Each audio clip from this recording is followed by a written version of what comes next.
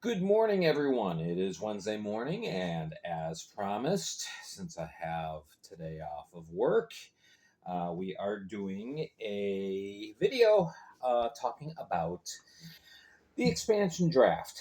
Not getting into, of course, when it is and exactly how all the details are going to pan out.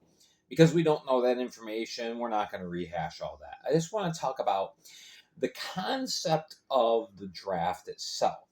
Now, in a lot of ways, the draft is necessary. If you want to expand, obviously, new teams have to get their talent uh, from someplace, and it's very difficult when you are starting off, especially when you don't have a whole lot of time between your formation and the time that you take to the ice. There's not a lot of time to recruit and network and everything like that. That's something that you build up over time. All right. So it's an understanding that when a new team comes in, like last year, we had Baton Rouge and Blue Ridge came in, and they both had picks in the expansion draft. That's kind of how they built their foundation. Now, um, by and large, the draft has not really been um the source of success. And what I mean by that is it's a building block. Okay, the good part about um, the draft is that it helps a team build uh, have a building block. I can't say build a foundation because it really doesn't end up being a foundation. They have a building block to kind of help build up their team to go through the process over the summer, signing players, finding out who fits where, finding out who works together as a team, and then you take the ice with that product. Now, not picking on them, but using as an example, Baton Rouge.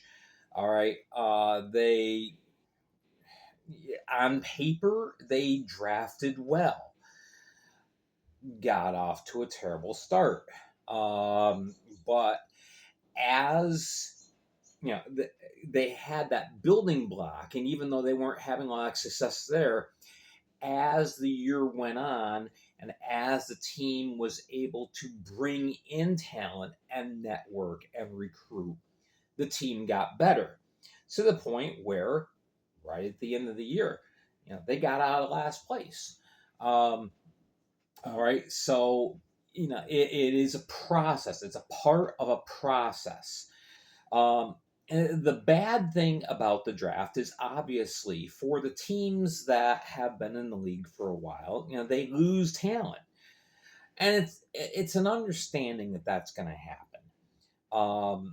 It was understood going into last season that teams like Carolina and Columbus and Binghamton, they're going to lose a few players, and that it's unfortunate, but the problem this year is that we have so many teams that are getting picks. We have three new teams that are promised 12 picks each, so there's 36 picks, and then the league made the decision, which and I know I'm going to upset Hudson Valley and Blue Ridge and Baton Rouge fans by saying this, but I don't think you guys deserve picks.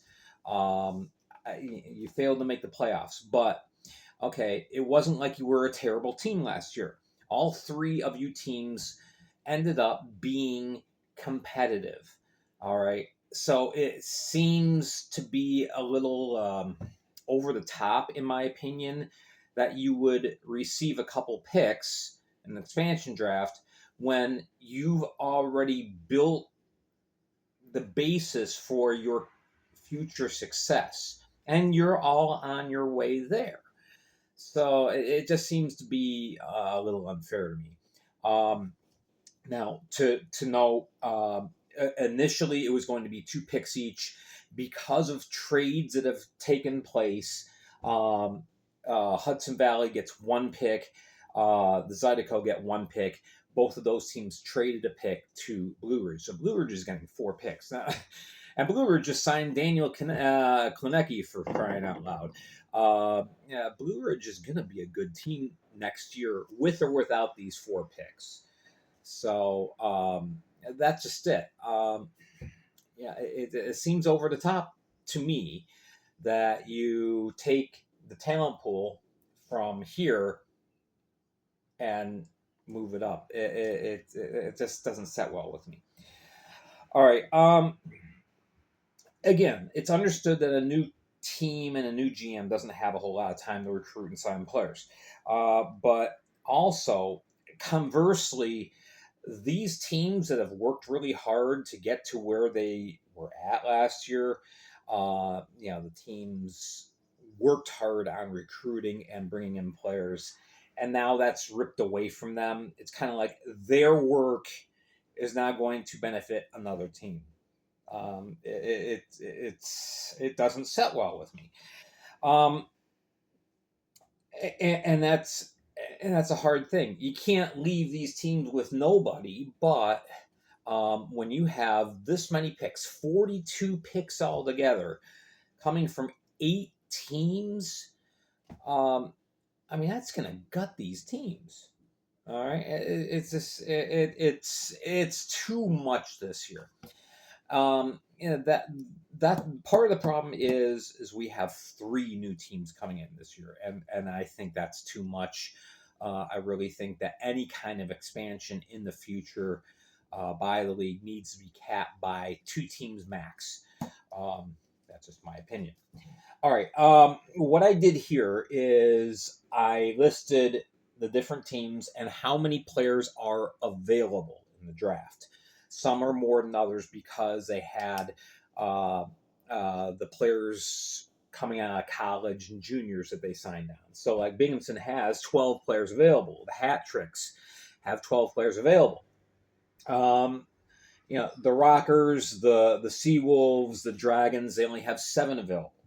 So, this draft is going to hurt some teams more than others. There's 71 players available to get picked, and you have 42 picks. So that means that of all the players who are unprotected, 59% are going to get drafted. I can guarantee 59% of players are not okay with that. As a matter of fact, I know in a couple of cases, and I'm not going to name the players because the moves have not been officially announced yet, but I know a couple players who are going to Europe for this upcoming year who played in the Fed this last year. Players are in this group. They just said, look, if I'm going to play in the Fed, I want to play with my team, the team that signed me, but I'm obviously not going to have that opportunity, so I'm going to go to Europe. So you already have players lost from this number. So we'll get into that in a little bit. But anyway, you have to look at both sides of the coin. And is this really good overall for the league when you have a lot of players? Let me use an example from last year. Who got you? Okay. Kyle Powell, 4-time Defensive Man of the Year, the FPHL. Okay. He gets selected by Baton Rouge. There was no way he was ever going to play for Baton Rouge, not because he didn't like Baton Rouge, but because it was a disadvantageous situation for him. He lives in the greater Toronto area. When he played in the Fed, in Watertown, and in Binghamton, it was a relatively easy commute. He, yeah, he wants to be with his family. He wants to help out with the family business. Can't do that when he's 1,500 miles away in Baton Rouge. So it was never an option. And yet Baton Rouge selected him. Did he ever suit up for Baton Rouge? No.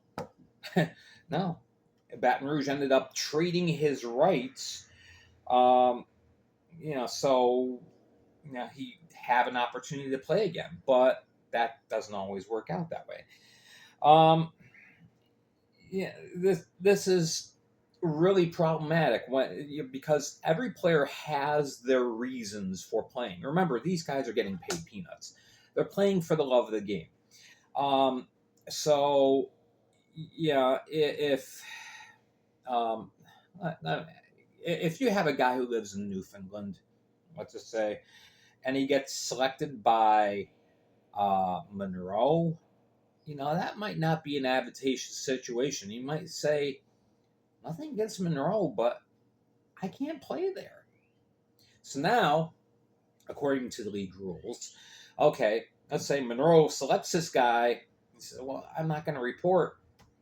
Well, you have until November 30th, and then if you don't sign, don't report, you're basically barred from playing in the league for that year. And so the Fed loses out altogether. Not just Monroe would lose out in that situation, the whole league loses out because now this player who could really be a great talent in the league can't play, all because he can't play for one particular team. And we're going to see a lot of this year. I can guarantee of the 42 players that get drafted, I would say you'll probably see less than half of those players play for the team that selects them, just by the feedback that I am getting behind the scenes. And it's ridiculous. This is why some teams are taking it upon themselves to try and help their situation. Monroe, Parker Muscal knows he's not going to get 12 guys to the expansion draft that are going to say, yeah, we're in. So he's been signing players so that he's not left high and dry by the expansion draft thinking, oh, gee, I thought I was going to have more players. A lot of these players don't want to play for me. And he's also thinking, why should I waste my time selecting somebody who's not going to report? So he's been smart. He's been very, very smart in signing players and getting a roster pre-built. All right. Danville and Athens have not done themselves any favors by waiting to sign players. Right now, Athens has 2 players signed to their roster. Danville has none. All right. Big disadvantage. It's really going to put them in a huge hole because, again, you're not going to get 12 players all agreeing to play for Danville. You're not going to get 12 players all agreeing to play for Athens. As nice as those cities are, it's just not going to happen. So, here's the growth of the league. This really kind of illustrates things. You have 209 players last year.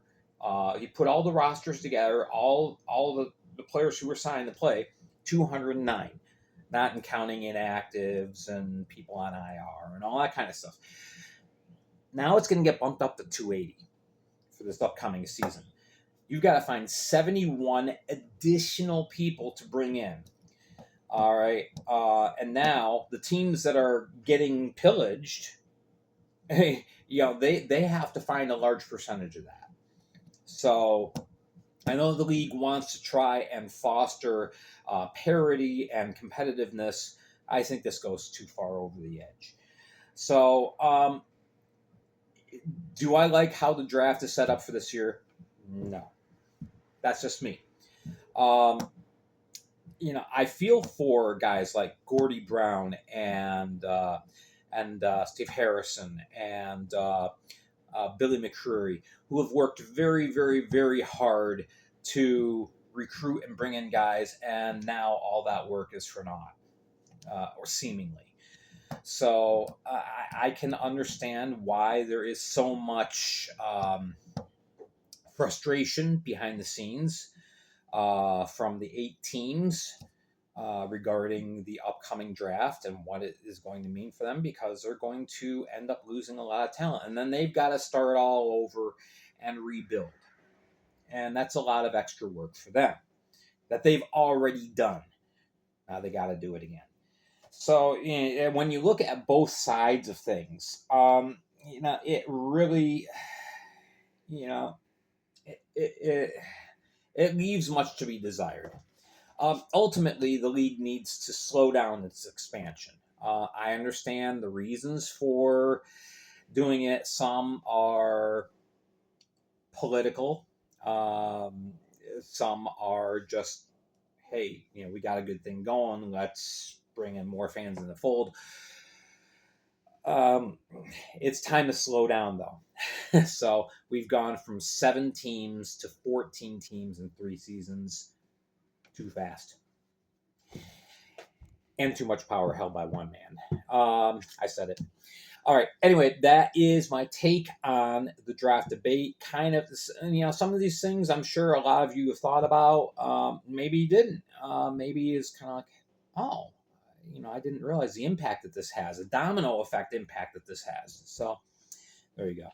Well, I've run long, so I'm going to cut this off. We'll talk about more about this draft. When is it happening? We still don't know. When will the draft results be announced? So we'll find out. All right. Thank you so much for watching. Make sure you're hitting like and subscribe. Make sure to follow me on Facebook and now on Spreaker. All right. Take care. Have a great day. We'll see you next time.